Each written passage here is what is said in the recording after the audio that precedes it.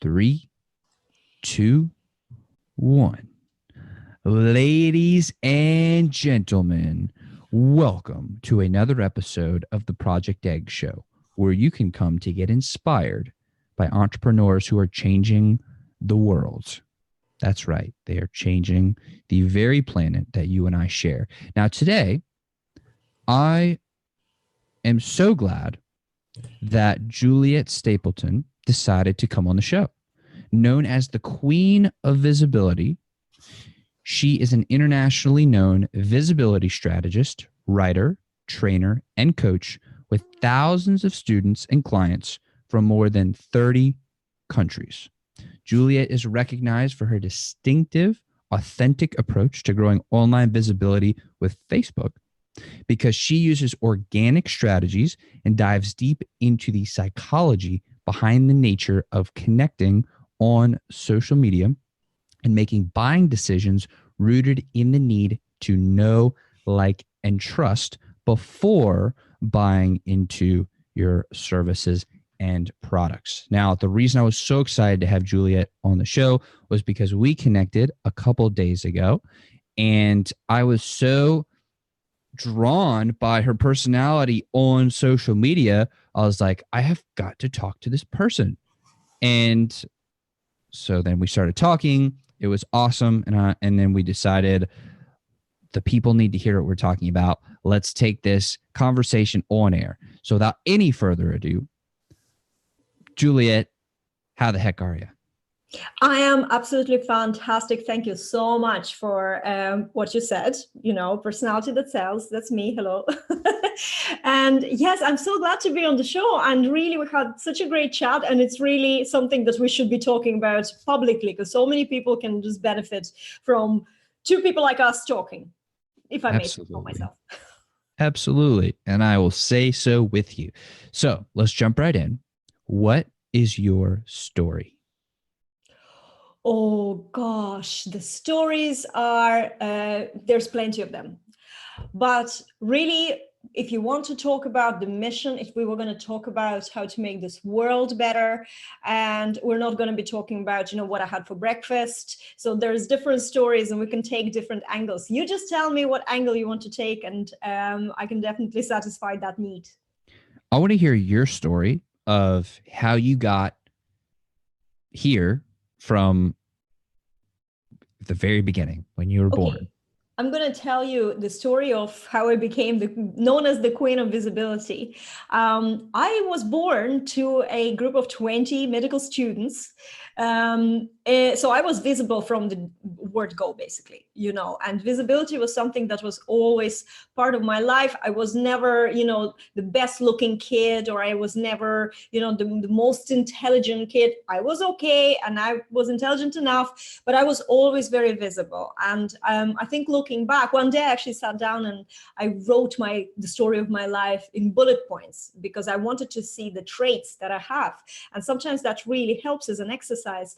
So when I started writing these bullet points, whatever I can remember, and before that, whatever my parents and grandparents were telling me about my early days, and there was always this thing about visibility, being in front of house, basically, for whatever it was, being a leader, being somebody who people followed, being somebody who did things no matter what, school years, bullying or anything like that. It was almost, of course, I got affected, but I never stopped doing what I was doing, even doing what I was doing while I was bullying, which was being visible. And just, I kept going because I always felt that there is a mission. There was always two missions in my life. The first mission from the age of 3 was the mission of love. I was looking for my other half. And it's funny to say, but at the age of 3, I knew that I'm going to find the other half of mine.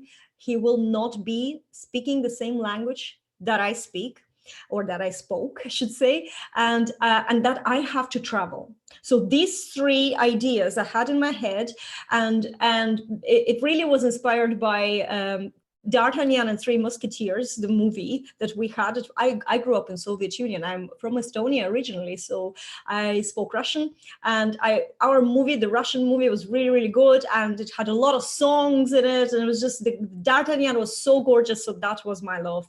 I was delighted that in the movie, in the story, his fiance, love of his life, was poisoned, and now he was free, so I could go to Paris and marry him.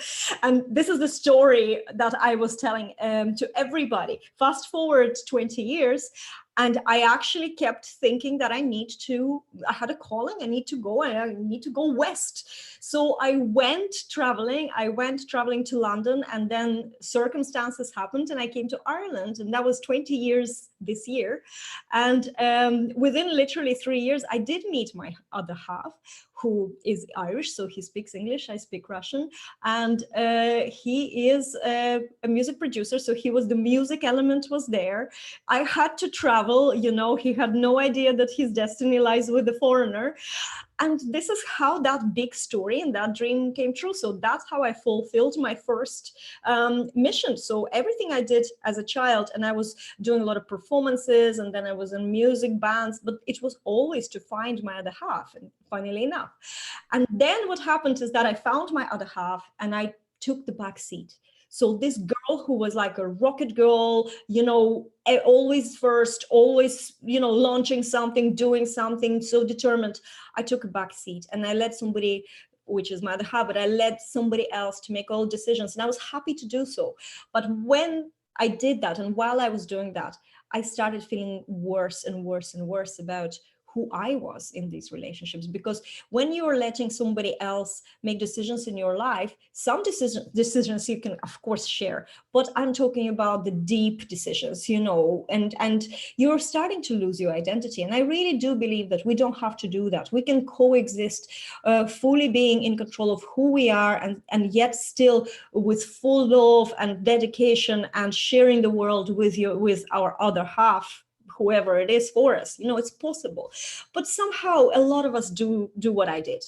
And it had a terrible effect on me within 10 years. So all my 30s, we met when I was in my late 20s, and all my 30s, I just felt more and more and more disempowered. And when you feel disempowered, you go into this very dark place. You attract people who are, not the right fit for you. You attract a lot of bullies. You attract people. And it's also the way you perceive things is very defensive and very, because you don't feel that you feel like, I remember describing my life as falling into a bottomless pit.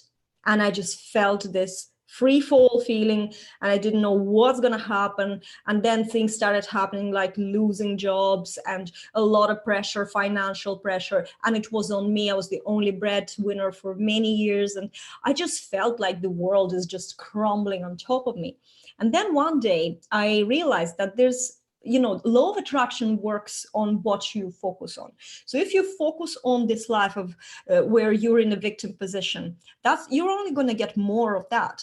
And I decided that I needed to change that. It was about 2013.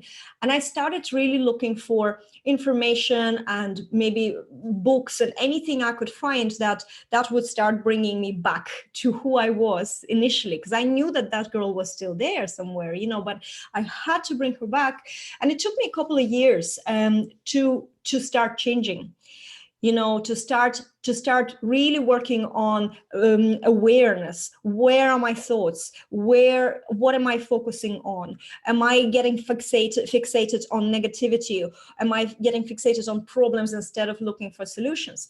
And it was such an amazing time in a way, looking back at it, even though it was a slow and painful process, because I retrained my brain through that. So now when I'm hit with a sudden emergency and something happens, and instead of panicking, I'm going straight away into a very healthy, how do we solve this, calm mode. And whether before I would be so emotional, reactive, get really upset, and now I'm like a flatliner. And it's a good thing, because I feel this, adrenaline, and, I'm like, okay, how do we make this better? And it's a brilliant way to deal with life, because you always feel in control, even when you don't know what you're going to do. And even if you don't know at all the solution, the fact that you're looking for a solution means that you will see every little opportunity and big opportunities to make the situation better.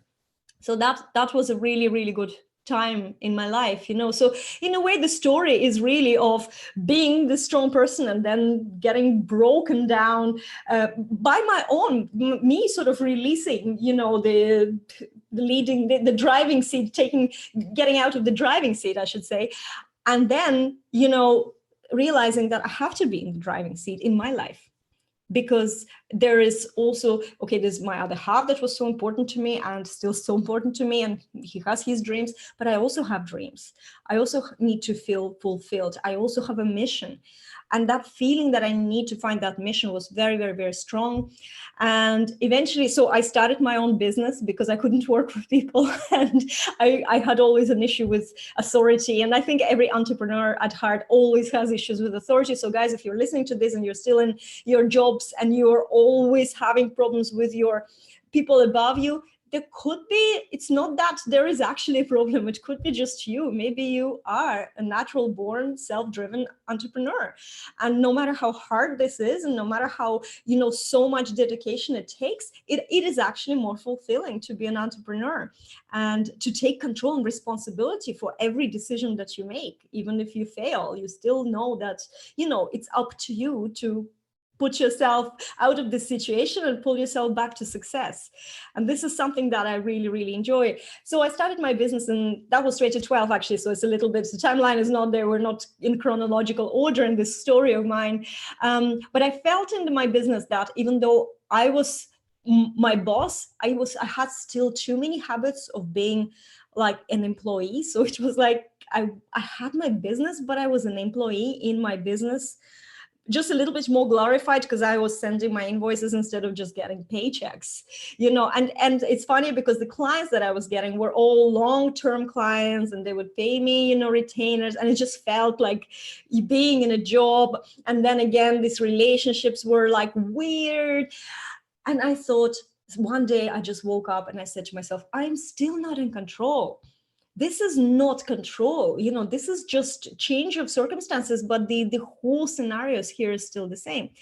And that was when I thought that I have to do something so much bigger than what I was doing before, which was working with local businesses. And even though I worked with very prominent local businesses, and some of them were nationally known, award-winning businesses, and yet that wasn't enough. And so I said, well, look, Ireland is just a small island in an ocean, and I need to take over the world. And that was 2 years ago.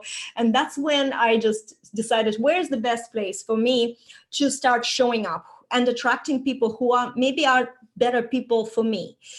And Facebook was the place. It was the answer. I was on Facebook from the start, well, maybe from not the very early ages. I think I'm on Facebook from 2007. I remember it when it looked completely different to what it looks now. We're all talking about the big changes that are coming to Facebook, and in the next 5 years it will be unrecognizable. But I remember where you could upload. I remember when business pages just came to life, and it was like, wow, you can create a fan page and upload music there, and it was just so amazing.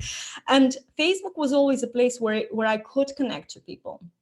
In 2010, my husband, who I mentioned is a music producer, he was also an educator. He was running a music college here. And in 2010, we had this annual, like American Grammys. We had our own big music awards, Metairie Music Awards. And 2010, that was the last time that they took place. They had a big competition for any band could apply for this competition, and it was a newcomer award that they would win. 180 bands applied. My husband put together a band from students that he had, so they had no following. They were not known. They were all talented musicians and performers, but they were not known, zero following. And of course, they were musicians, but they didn't really care about social media. It wasn't the time where everybody was like on Instagram, or, I don't think Instagram was in the equation then at all. So I was the only one who was sort of like, yay, internet, let's, spread the word. And, so I took over the social media campaign for them, and we needed to get public votes. So there was a lot of things, a lot of people you had to reach. Long story short, they won the competition with 50,000 votes, public votes, and huge controversy because the runner-up could not believe, the band with a huge following could not believe, how can a newcomer with zero following come and get that many votes? But it was true. It was the social media campaign based on Facebook mostly. And I know that because that was before I started my business. So I was coming to work and people in my work were saying, oh my God, we heard you on the radio again. I'm going to go and vote now again for you. And there were so many people that really liked the band. It was a really good song, very different to what Ireland in general produces. So of course they won. For me, it was a no-brainer, but it was very nice that I saw what can be done when you are connecting to people, spreading the word, and just trying to create excitement. Because people, when they're excited, they want to be part of something. They want to be part of something bigger. And that's how they all went and voted for this band. Most of them didn't even know who they were, or that was the first time. But the excitement that was around it really was the magic ingredient. So they won the band. And that's why in 2017, then when I decided to create my own business, I said, this is the place. This is the place we can connect through creating amazing content. We can connect through just talking to people. And of course, through consistency and perseverance. And that little girl who was always there no matter what just kicked in me. And this is what now I encourage in other people, because I think that naturally we are all tenacious. Naturally, we all can persevere, because as kids, as little toddlers, we are like that. And then it's like the society beats it out of us a little bit, or they persuade us that that's not the way. But that is the way. If we want something, we need to go and get it, no matter what. And we have time, because we can prioritize the time and rearrange what we're doing in life. We don't need massive amount of money to invest to be visible on Facebook, to be active. I use only organic strategies to this day. I very rarely use any advertisement, maybe sometimes for retargeting. And to be honest with you, very little. I just do not need that, because my programs get sold out every time just from connecting to people. And the truth is that there's billions of people in the world. We only need a bunch of, or a group, or, some part of those billions to actually create a complete dream style life. So, there's always enough for everyone. So this is something that's what happened. And this is pretty much my story. So fast forward 2 years, me showing up consistently, creating relationships, getting excited about people were getting excited about me, and really accepting who I am through this journey, because it's being visible. It's all about, inner barriers and resistances. And am I good enough? And what I'm saying is that, is anybody listening? And, how do they expect me to show up? All these thoughts come in, and none of that matters. It's actually you and your personality that matters, because online we are feeding off each other's energy. So you're showing up with your energy, your unique energy, which is amazing no matter what. Everybody has that unique energy, and there will be people out of all those billions people who will love this energy, and they will get attracted, like you just said to me in the beginning when you saw me and you were pulled in. And that's because you're the right person for me. And that's how it happens. So that's why I encourage everybody to actually stop hiding. And it's not a scary world out there. It's quite a positive world, because you're attracting the right people. How amazing is the life when you don't have to convince people, or feel inadequate, or, or feel like they're not listening, when there are people who are so open to listen. And it's a very fulfilling journey. That's my story. And now we see why this whole interview happened, because that was an awesome story. And I love what you said specifically about being yourself and letting your personality shine through, because that will attract the right people to you. And I'm a very, very strong believer in getting in touch with who you are at your core and letting that shine through.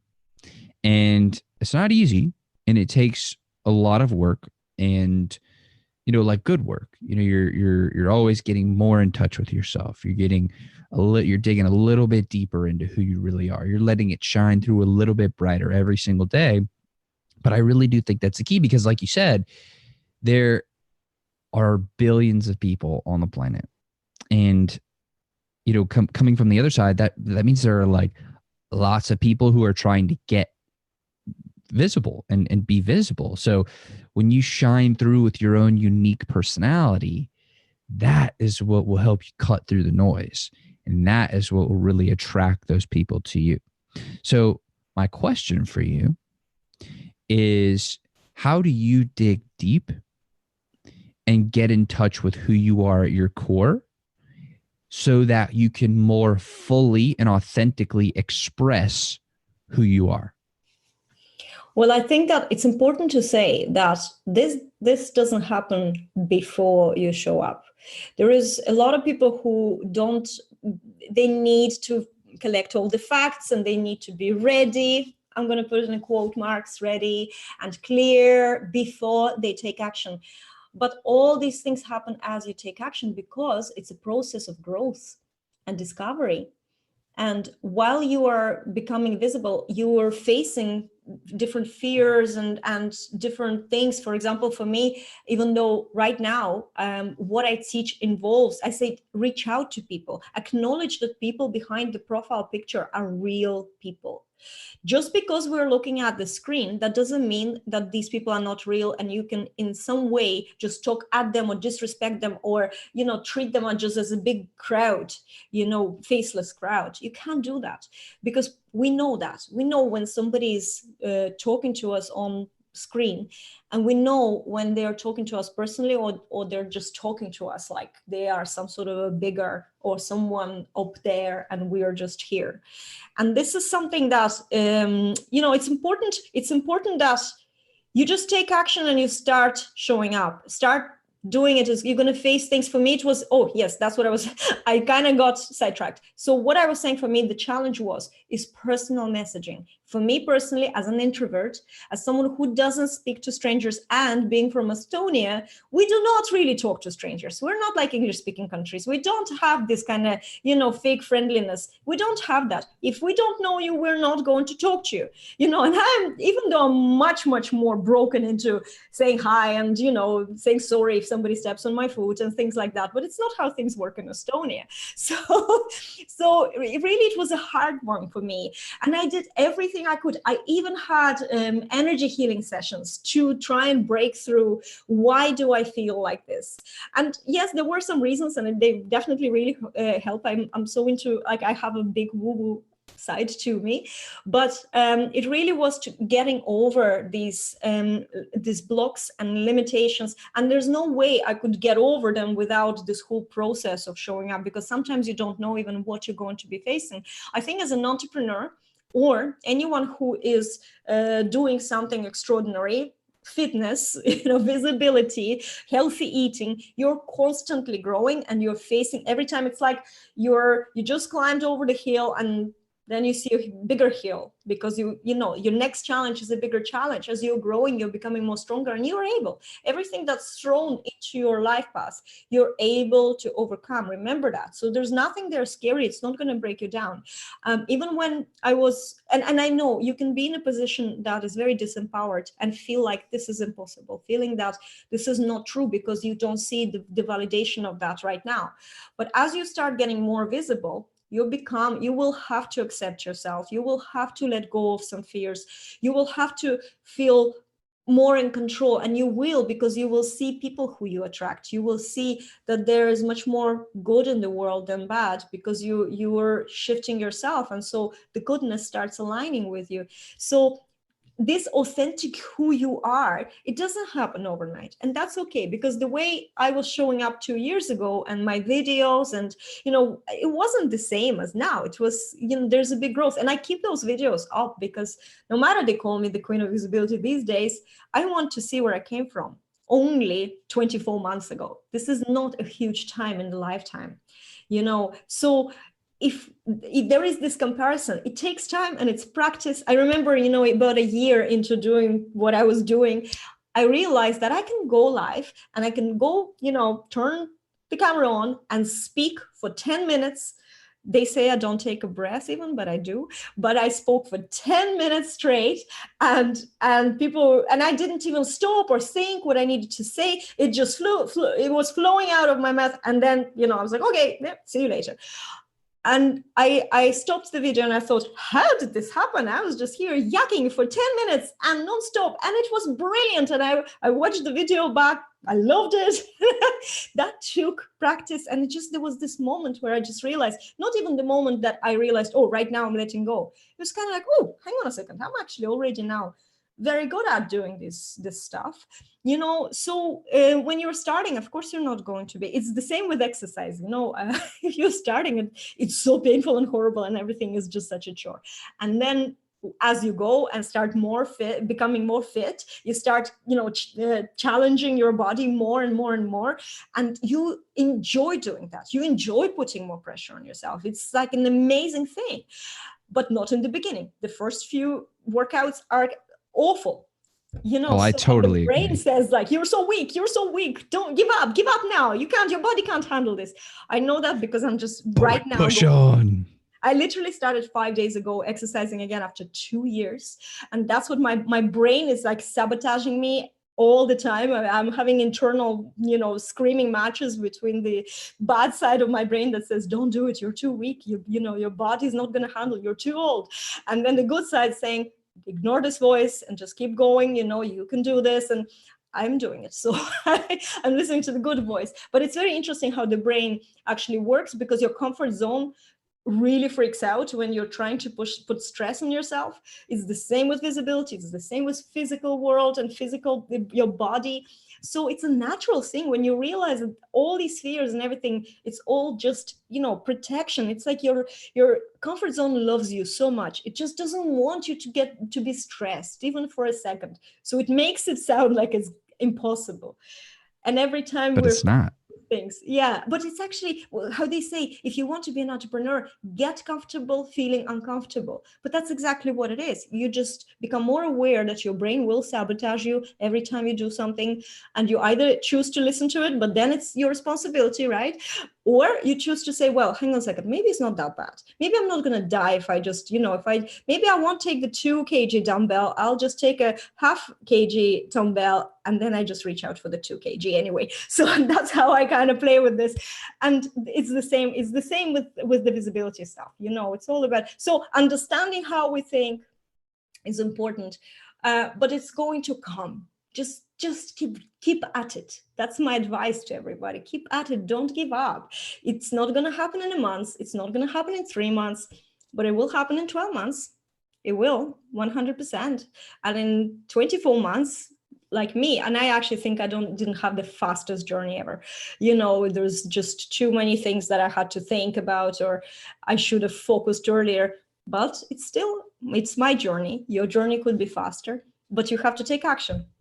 Absolutely. And I would just like to talk about the very first Project Egg episode, by the way.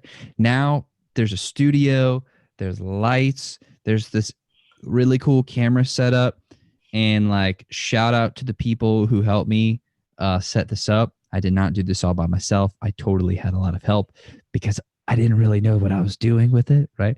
So I needed to get help. Shout out to Riley and Trey for helping me, and my dad also for helping me with all that stuff. But the very first interview was done over Skype. It was a recorded call. It was using my my little headphones and the little microphone on the headphones, and I was too scared to turn the camera on, so it was audio only. Okay, that was the first one. And you know what? We've come a long way since then. And it is scary every single time you turn the camera on, especially when you're going live, because you're like, oh my gosh, what if something awful happens? Like what if you're saying something and like it's a tongue twister and you say something really embarrassing, or like, for whatever reason, like something comes through the window and like hits you in the eye while you're on live and you're just like freaking, those anything are all could happen. lies. Those are all lies that your comfort zone is telling you. Exactly. And when you keep pushing through it, like it does get, I'm not going to say it gets easier.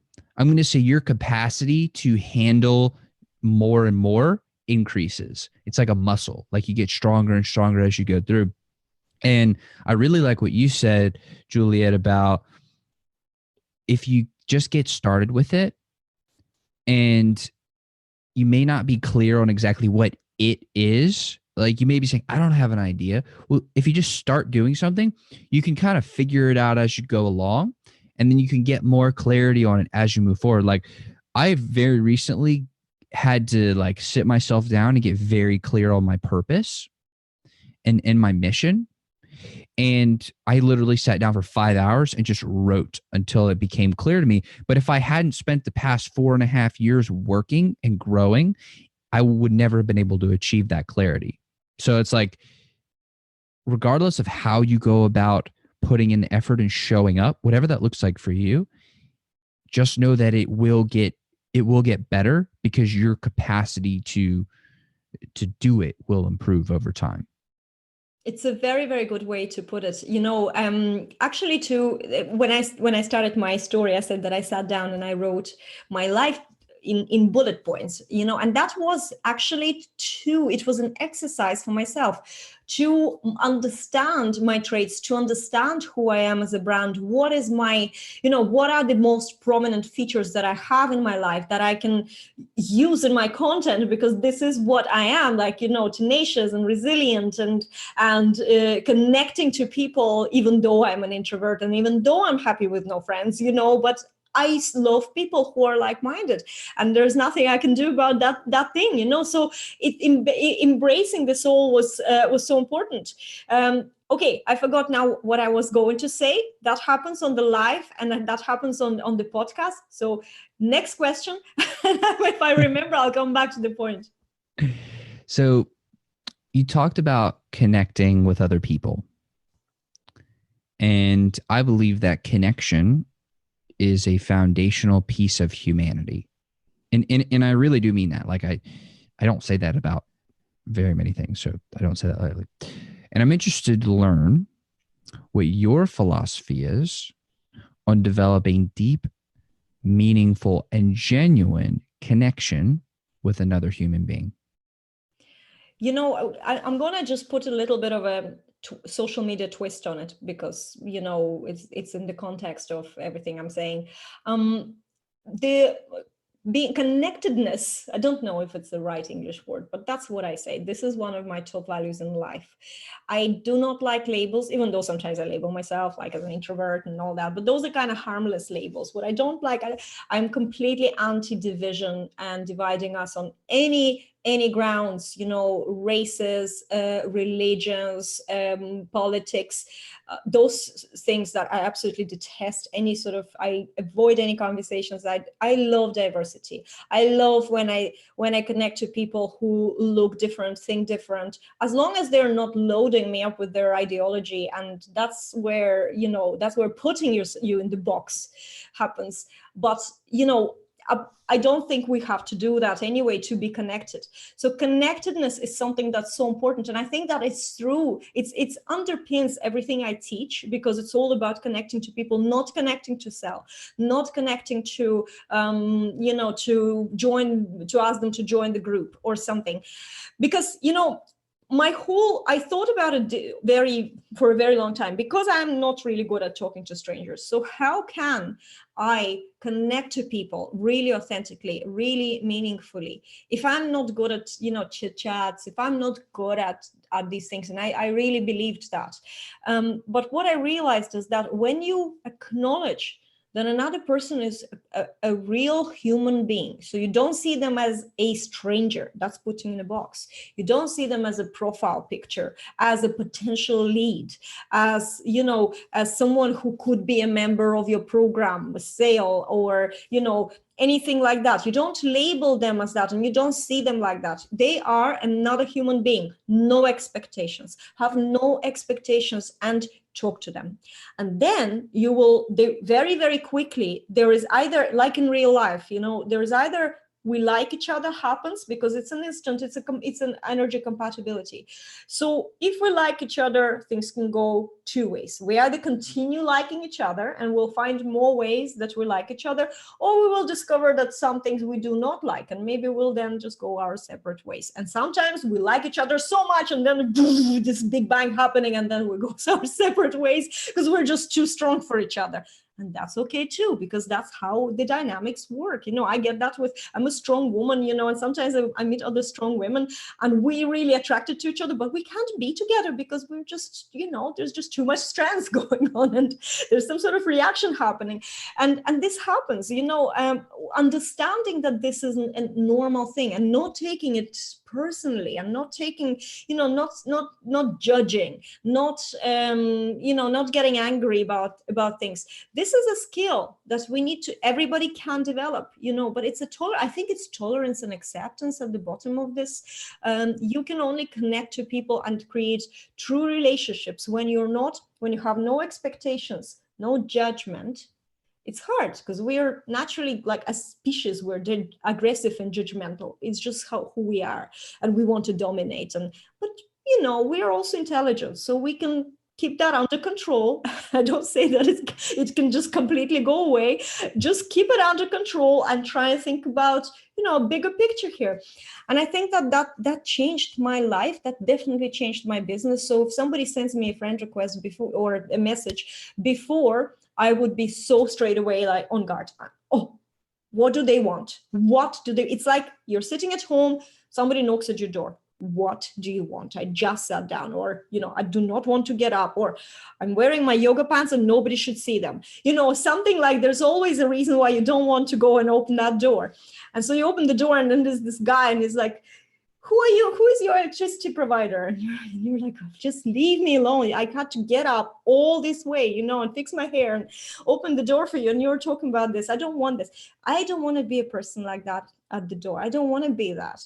I don't want to be know-it-all at the party where people are there relaxing and somebody is there loading them with some philosophy or the knowledge or things about your work. And we hate those people. If you in the natural kind of social scenario, these people, then everybody is kind of like going away from them. Don't be that person. That's why I always, sometimes I think my students think that I'm completely insane sometimes, because I say to them, connect to people, but don't think about the sale. They're like, what?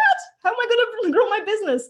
Because you're going to grow your business through who you are, finding the right people who will also need what you're doing. And because they love your personality, they will choose you over anybody else. They don't even care if you're the best or the worst. They're going to go with you. They dig you. There's a connection. So that's important. So think about what are the best way that you can connect with people without putting them off. And I sometimes say to people, don't do all your videos, live videos. You have to show up all the time, but don't be like all the time an expert. Sometimes just be you. You can still talk about philosophy or strong opinions or whatever, but just don't come up all the time as an expert, because it's like you're a teacher. Don't be in a professor mode, because you want to be in the equal. You don't want to talk at them or talk down to them. You want to be in equal. You can brag sometimes and say, well, you know what? I have this 11-day live video challenge that's transformational because I have these results and it's amazing. And sometimes it makes me very emotional and tears come to my eyes seeing these people who said, I will never be on video. And then they're like daily streaming. And I know I am the one to blame because I helped them and supported them through this challenge. I can brag about that, but that's not like me going and teaching, because again, the party scenario, I'd be on my own very, very quickly, and this is how you build relationships. Be yourself, acknowledge that these people are real people and think about what you don't like in these scenarios and don't be that.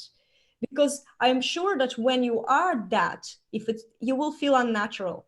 When you are trying to sell, you will feel unnatural if it's not a natural trait. Not everybody is a natural born salesperson. And those who are, it's brilliant because it just, they fly at us. They don't think about it. But if you feel unnatural, then it's not natural to you. Don't do this, because indirect selling sells so much more. Exciting, getting people excited sells so much more. Getting people to trust you sells so much more. This is where I think this whole thing about building the real deep connections on social media in order to grow your business, but it's not just the business, it's so much bigger than that. The mission is bigger. The mission is really my mission is definitely to tell people, connect. Don't be afraid to connect. So I love your question. Thank you so much for letting me answer this. So I want to play devil's advocate for a second, because that's kind of my job. One of the things that I really like doing. And I think it's very important to talk about this. let's say that when somebody digs deep down at their core and they strike it and they're like, yes, this feels so right. What if they are the teacher? What if they are the salesperson? Like, what if that is who they are at their core? I think they should let it fly, because if that's who you are, do it and own it and be the best you there is. I agree. What are your And thoughts? yeah, I agree 100%. And in fact, I think I am the teacher deep down, because I kind of go into this mode anyway, sharing mode. But I see sometimes when people do their live streams and they just, they sit there and they go into the like a teacher mode, and it's very unnatural. When a person is a natural salesperson, it flows and you're enjoying it.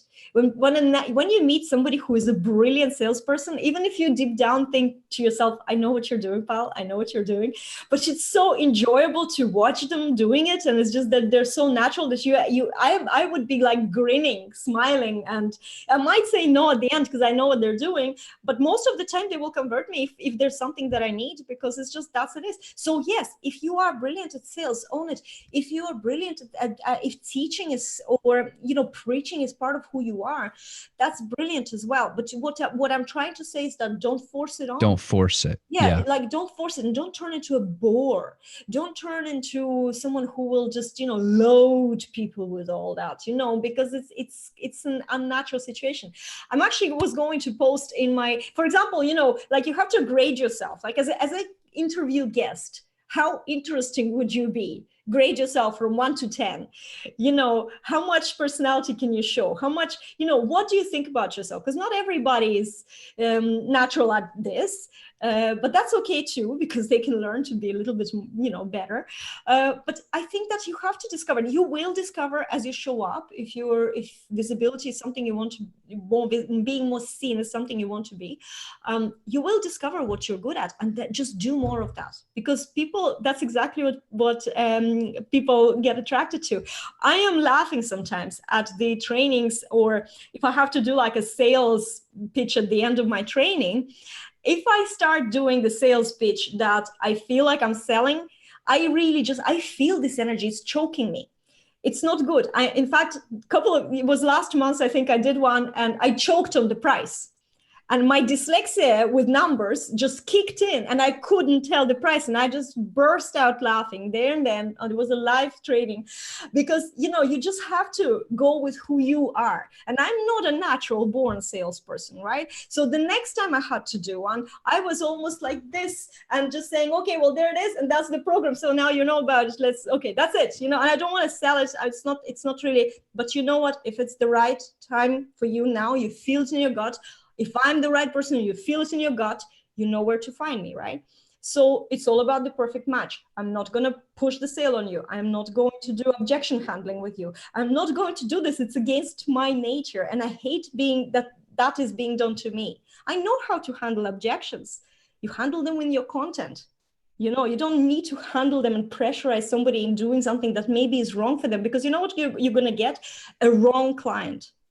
Not an ideal person in your program, or somebody who's not entirely happy with your products, and it's not going to work out in the long run. So that's why I judge everything with the way, what is my favorite situation when I buy and I feel good about it?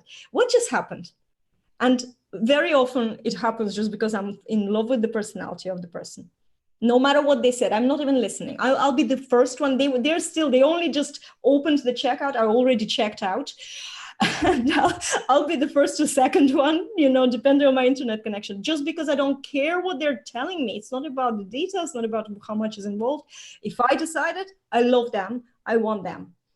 And that's what I think is happening with me. And that's what I help people discover in themselves, how to be who they are and just to own it, no perfection required.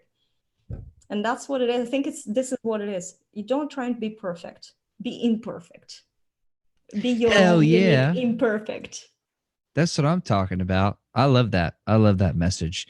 I think everybody should keep on keeping on with what they feel is right, and do you. Because I'll tell you this.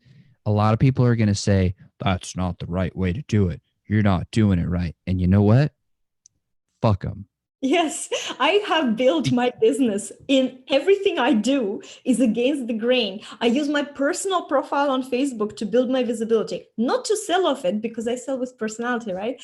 But to build my visibility and authority, only personal page. I repurpose on my business page so somebody will check it out and it's not dead, but I don't use it for strategically.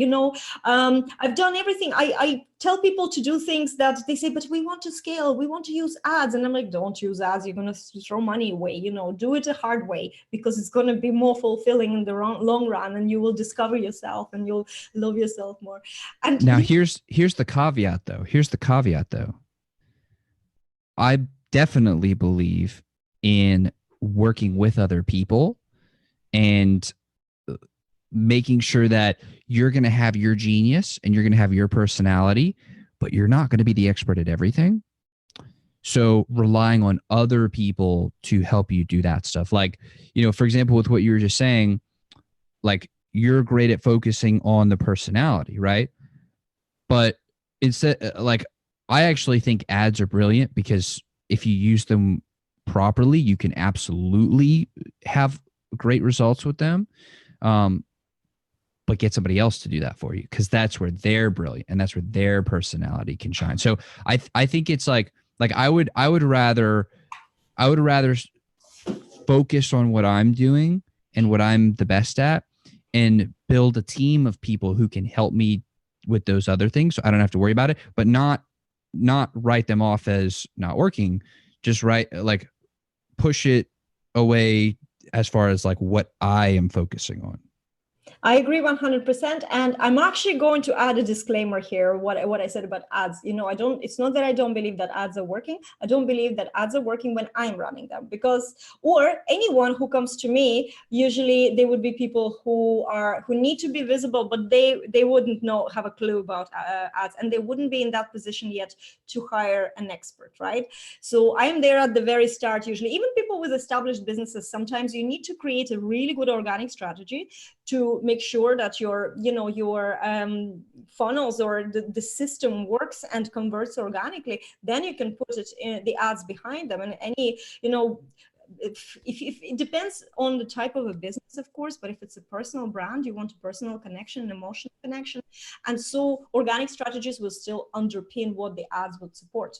However, it's like I'm there on the beginning teaching my thing. And then the next level is definitely you need to scale up. And I'd say this year I will be using an ad strategist to scale up because I already have systems in my business that are working very well organically. It's just that it's grand for now. I'm planning to take over the world, but I have like a couple of things first that I want to take care of because it's a lot of taking over the world is a huge responsibility. So, I want to be, for starters, I want to live somewhere that is not an island when I'm taking over the world so I can, drive to places, things like that. There's loads of things, small little personal reasons. Yeah, but it's true. It's true what you said. And I so highly believe in outsourcing, working collaborations with people who play at what you have to work hard at. That's the secret in successful businesses. You create a team and you get people who are better at you. If I'm bad at attention to detail, I need an assistant who is really good with a real good attention to detail. So then he will see what I don't see. We just find these matches and then we create the team and a team of experts that work with us to create these systems that will, but there is a time and a place for everything. So when you're just starting, for you to think about working with the ad strategist maybe isn't a bit too early because you haven't figured out what the hell are you doing. So Absolutely. That's where I come in. Absolutely. And I think that's a great point.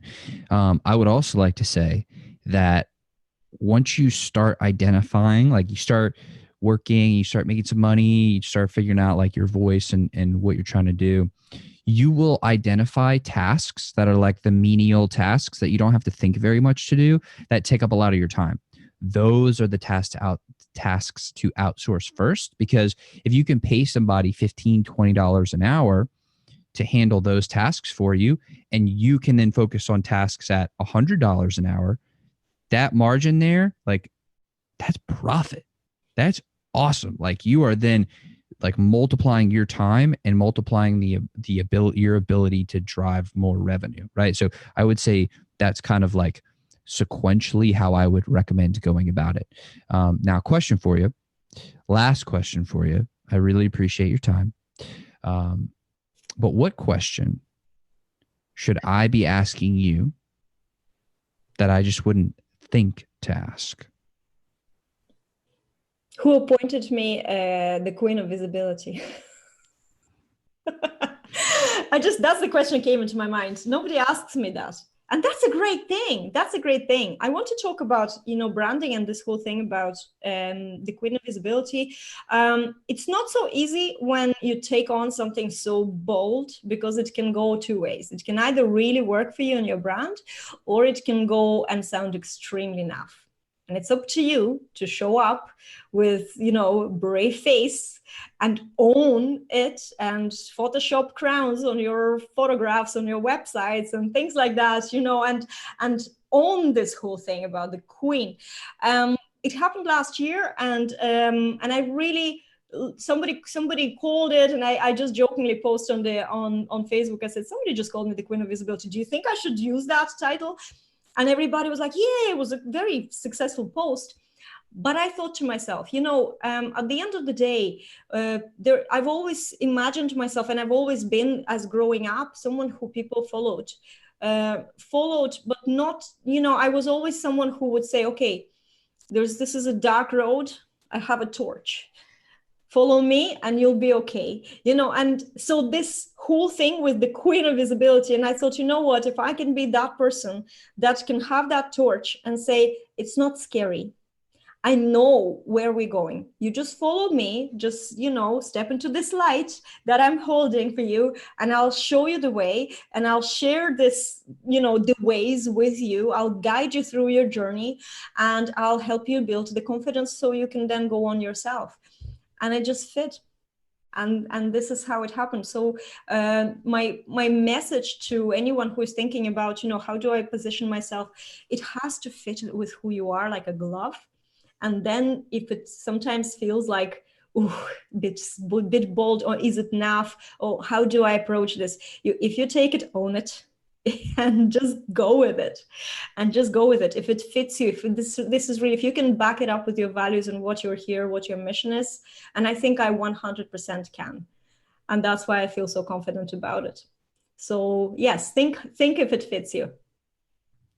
Well, thank you so much, Juliette, for coming on the show today. I really do appreciate your time, and I'm grateful that we got to have this conversation, and yeah, it's awesome. So thank you. Thank you so much. And I'm so grateful that I didn't interrupt you once, because that's something that I really always do. And I really enjoyed it. So thank you for having me. And I hope, guys, that you were watching and listening this, that you're going to get a little bit of encouragement and start getting more visible on your personal profiles on Facebook to connect to people. Fantastic. And to everybody who's watching, listening, I want to thank y'all very, very much for being a part of this, for sticking with us till the end. I know that your time is very valuable, and I appreciate that you would share it with us. So thank you. I love you, and I will see you on the next episode.